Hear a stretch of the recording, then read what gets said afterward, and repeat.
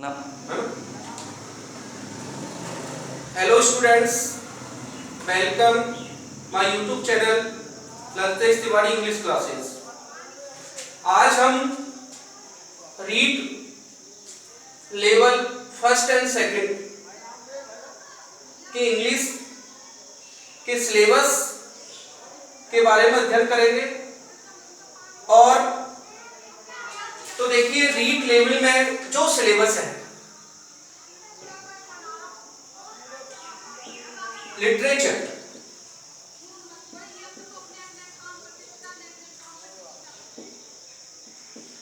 Phonetic, grammar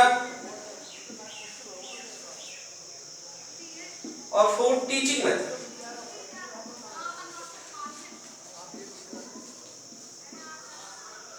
तो देखिए, literature जो है वो 10 मार्क्स का है, फोनेटिक 5 मार्क्स का है,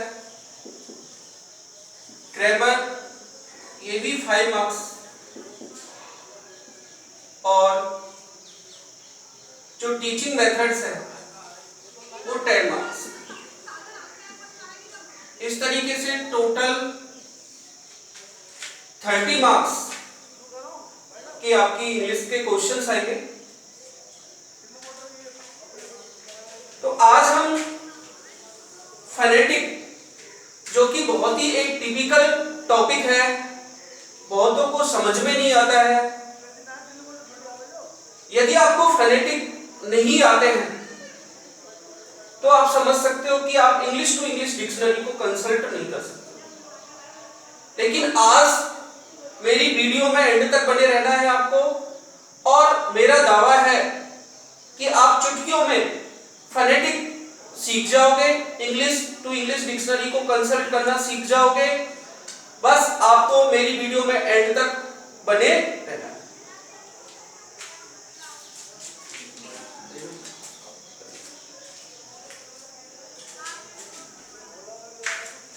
आप ये सिलेबस उतार लीजिएगा। अब आप देखिए,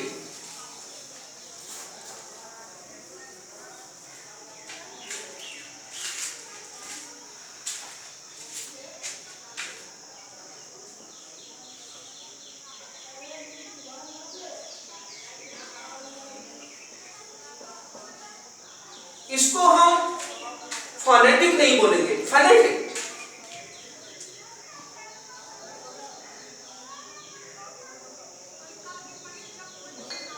फोनेटिक फोनेटिक क्या है? Description of vocal sounds. इसके अंतर्गत हम आज इस वीडियो में जो टोटल साउंड्स हैं उनके बारे में स्टडी करेंगे। इसके बाद नेक्स्ट वीडियो में मैं आपको एग्जांपल देकर समझाऊंगा। तो सबसे पहले हम इसके अंतर्गत बात करते हैं साउंड्स।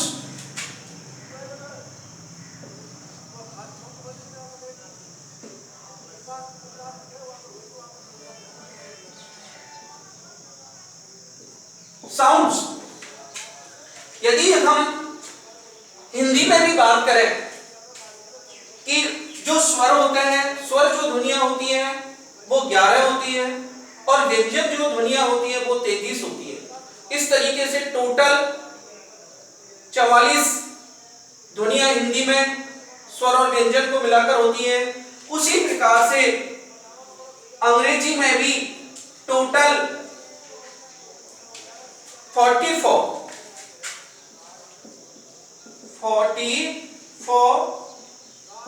साउंड जो होती है, इन साउंड्स को यदि हम उसी तरीके से जैसे हिंदी में डिवाइड करते हैं स्वर और व्यंजन के रूप में, हम उनको डिवाइड करते हैं। तो वावल साउंड, वावल बोले तो वही स्वर, वावल साउंड, और ये कॉन्सोनेंट साउंड,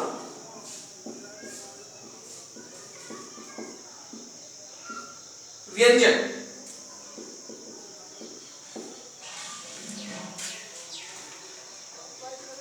एक बार पुनः समझ लीजिएगा साउंड्स।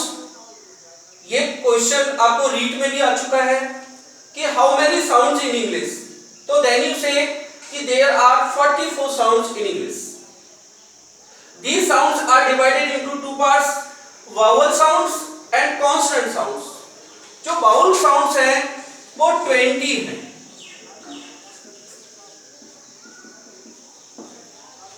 वो 20 हैं और ये 24 हैं।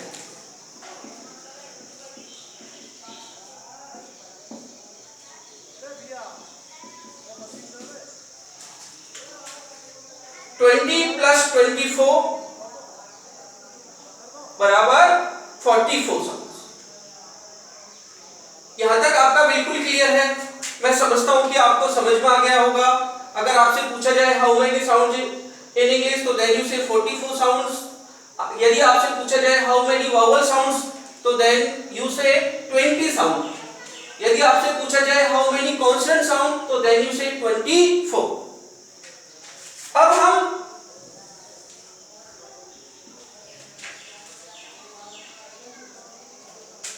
जो वाउल 20 साउंड्स हैं इनको डिवाइड करते हैं, इनको टू पार्ट्स में।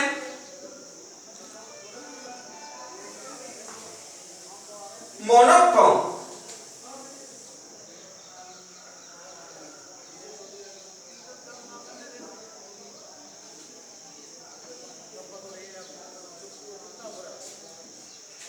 और डिप्थोन।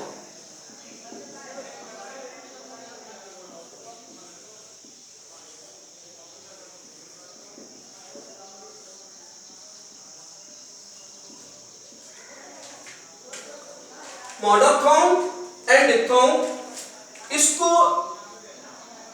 प्योर वावल के भी नाम से जाना जाता है और इसको दूसरे नाम से ग्लाइड्स के नाम से जाना जाता है। यह पूछा भी गया है, रीट में पूछा गया है कि जो फ्रिक्शन ऑफ आवर टंग है वो क्या है, ग्लाइड्स है। कि दूसरा नाम डिप्थोन का क्या है, ग्लाइड्स है। इसको यदि हम कहें तो मूल स्वर, और यदि हम इसको कहें तो मिश्रित स्वर।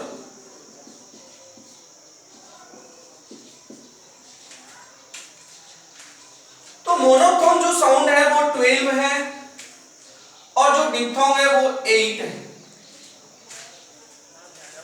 इन दोनों को मिलाकर ट्रिप्थोन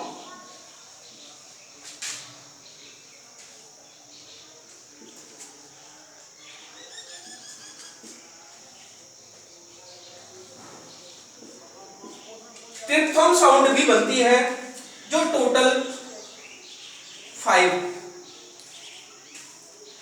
एक बार पुनः समझ लीजिएगा। अब हम जो क्लासिफिकेशन है, जो डिवाइडेशन है, वो वावल साउंड का पढ़ते हैं।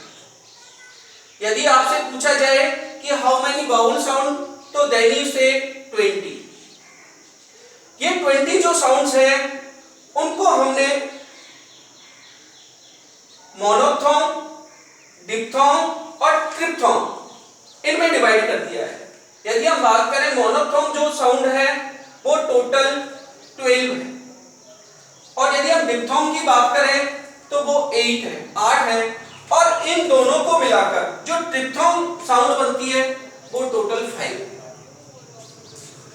ये आप अपनी नोटबुक में नोट कर लीजिएगा या स्क्रीन शॉट ले लीजिएगा।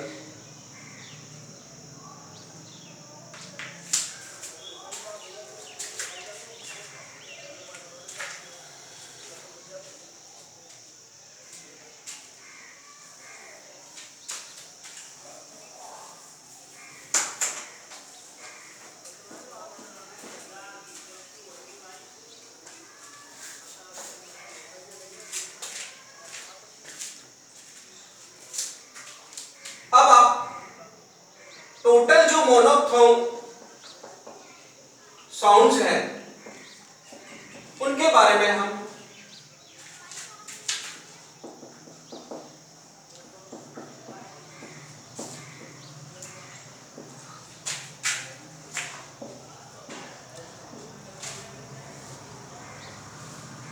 आप भी इस तरीके से टेबल बना लेंगे और टोटल ये 12 है।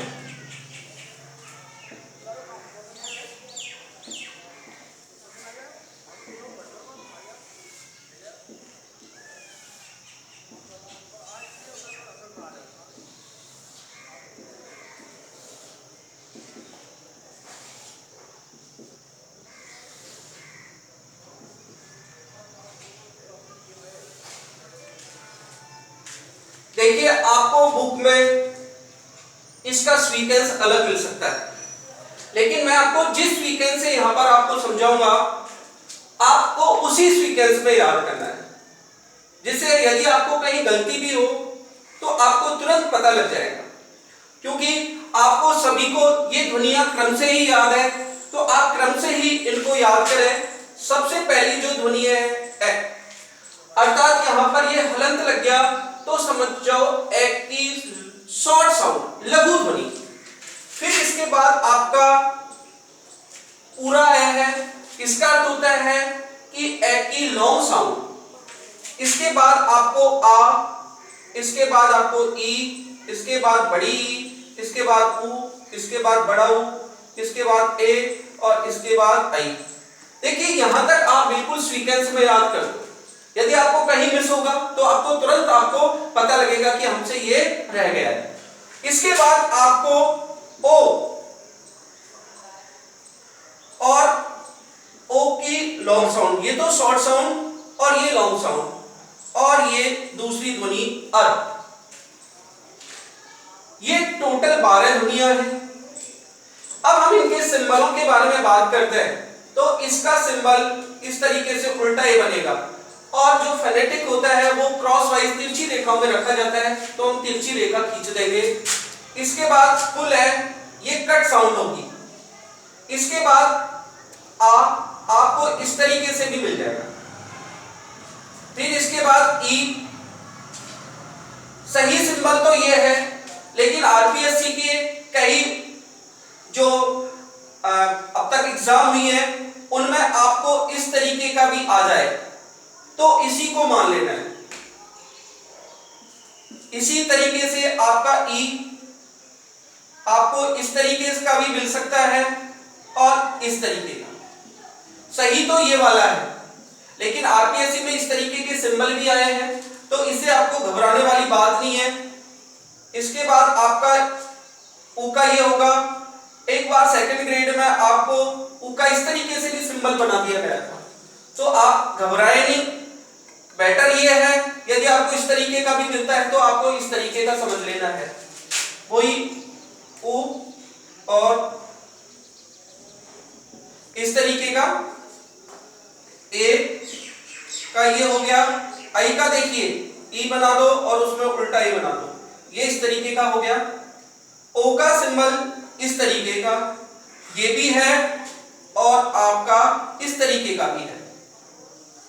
ये है, ये इस तरीके का सिंबल है और अर।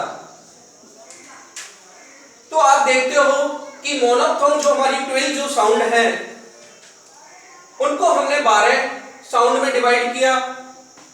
ए जो इसकी शॉर्ट साउंड है उसका सिंबल इस तरीके का है। ए जिसकी लॉन्ग साउंड है उसका सिंबल इस तरीके से कट है। इस तरीके से आ का सिंबल ये है।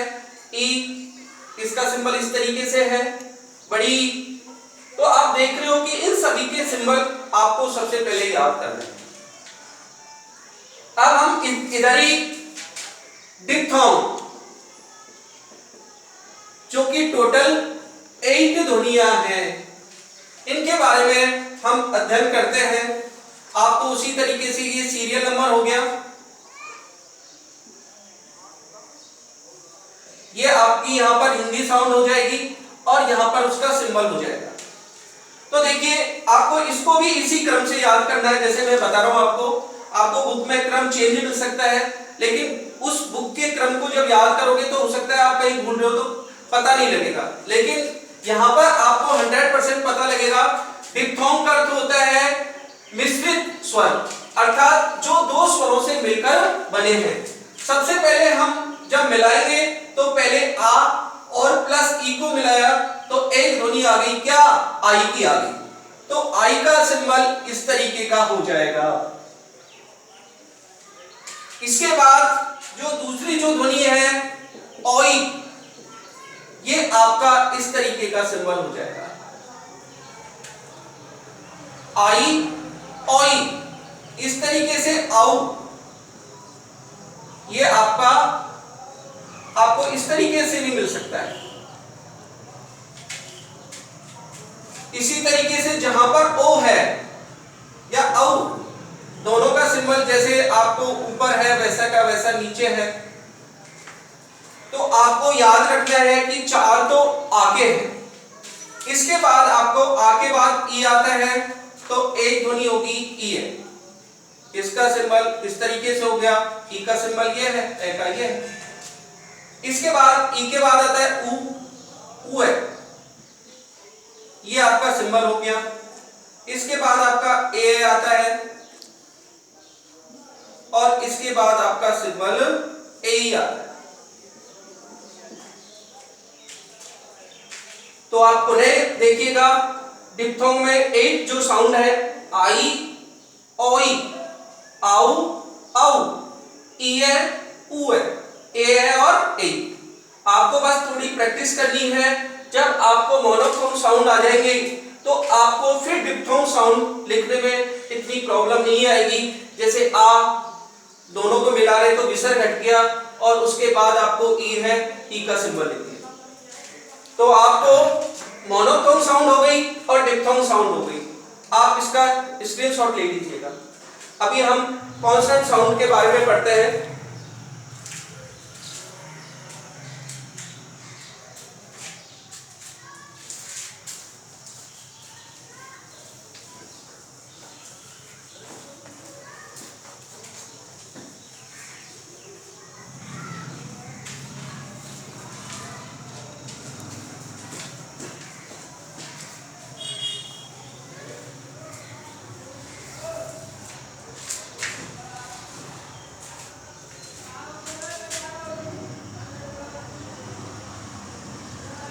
कॉन्सोनेंट ये 24 है।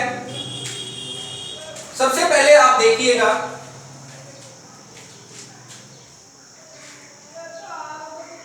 एक कै वर्ग होता है, एक छह वर्ग होता है, एक तय वर्ग होता है, एक तय वर्ग होता है, एक पै वर्ग होता है।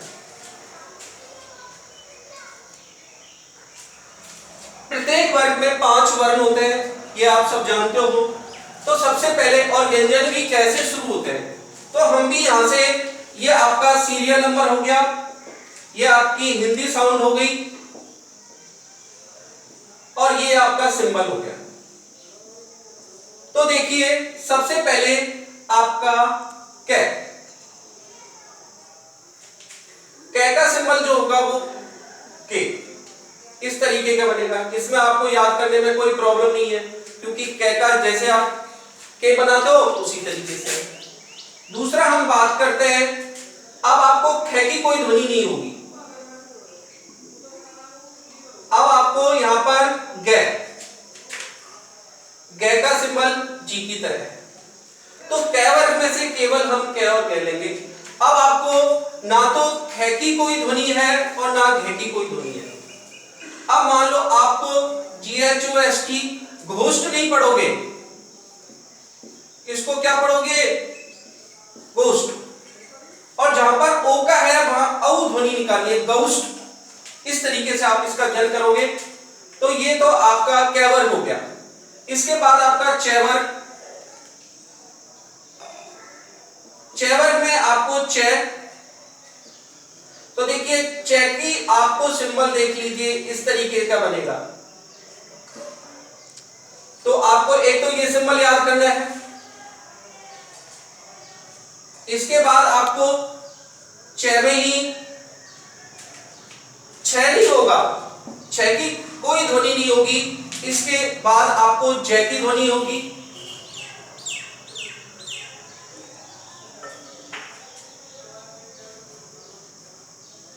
तो इस जय का जो सिंबल होगा इस तरीके से आपको D3 इस तरीके से करोगे।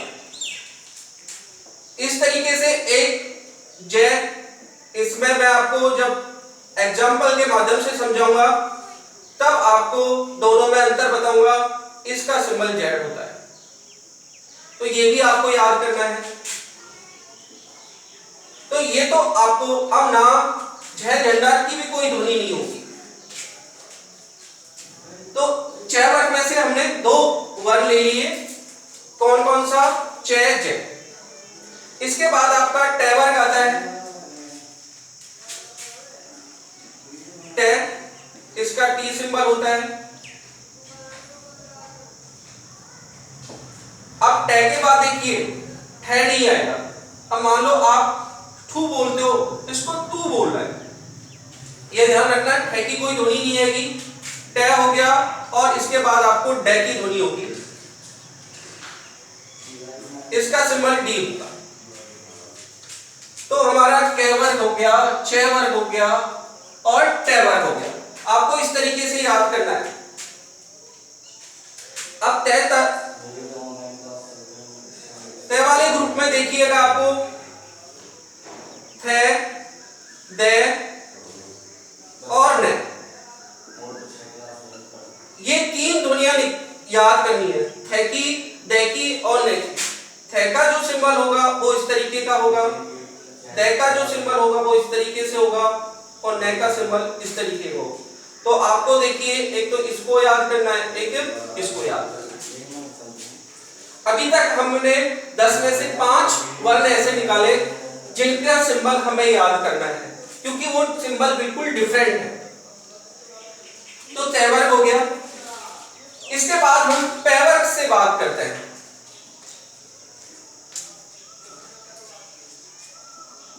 प,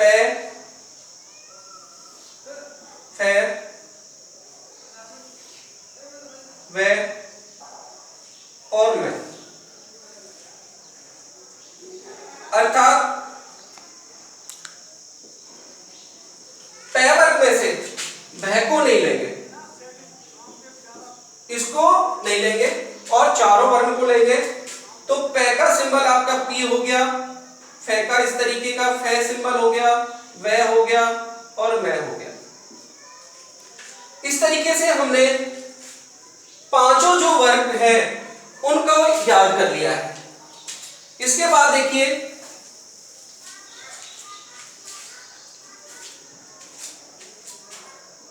वही आपका सीरियल नंबर 15 हिंदी साउंड। अब हमारा अंत्यस्थ वर्ण आता है जिसमें आपका य, र, ल और व। तो इन सबको हम लिख लेंगे य, र, ल और व। तो देखिए व की डबल ध्वनियां होंगी, क्योंकि एक बी से भी आता है और एक डब्ल्यू से भी आता है। जो ये है इसका सिंबल जे की तरह बनाना है, तो इसको याद करना है। आर का सिंबल आर की तरह ही हो जाएगा, इसमें कोई प्रॉब्लम नहीं है। एल का भी एल की तरह हो जाएगा, एक वी से बना और एक डब्ल्यू से बना, तो इनमें हमें कोई प्रॉब्लम नहीं है कि जब वी से बनेगा तो हम वी से ले लेंगे, कोई स्पेलिंग है, और डब्ल्यू से है तो डब्ल्यू से ले लेंगे। और कहाँ डिफरेंट होगी मैं आपको एग्जांपल में बताऊंगा, ये आप बिल्कुल नहीं भूलोगे। इसके बाद आपको ऊष्म वर्ण, ऊष्म वर्ण में आपको से है, ये आते हैं। तो देखिएगा आपको इस वाले से को लेंगे और जो आपका षटकोण है इसको आप कट कर दोगे। तो इसका जो सिंबल है वो आपको याद करना है इस तरीके से, इसमें कोई प्रॉब्लम नहीं है और इसमें कोई प्रॉब्लम नहीं है। आपकी 22 ध्वनियां हो गई। अब आपकी 23वीं जो ध्वनि है वो सिस, इसका सिंबल इस तरीके से होगा। और जो 24वीं है इसका सिंबल देखिए, एर बनाइए और उसको ऊपर से घुमा दीजिए। इस तरीके से अपनी 44 जो साउंड्स हैं वो कंप्लीट हो गई है।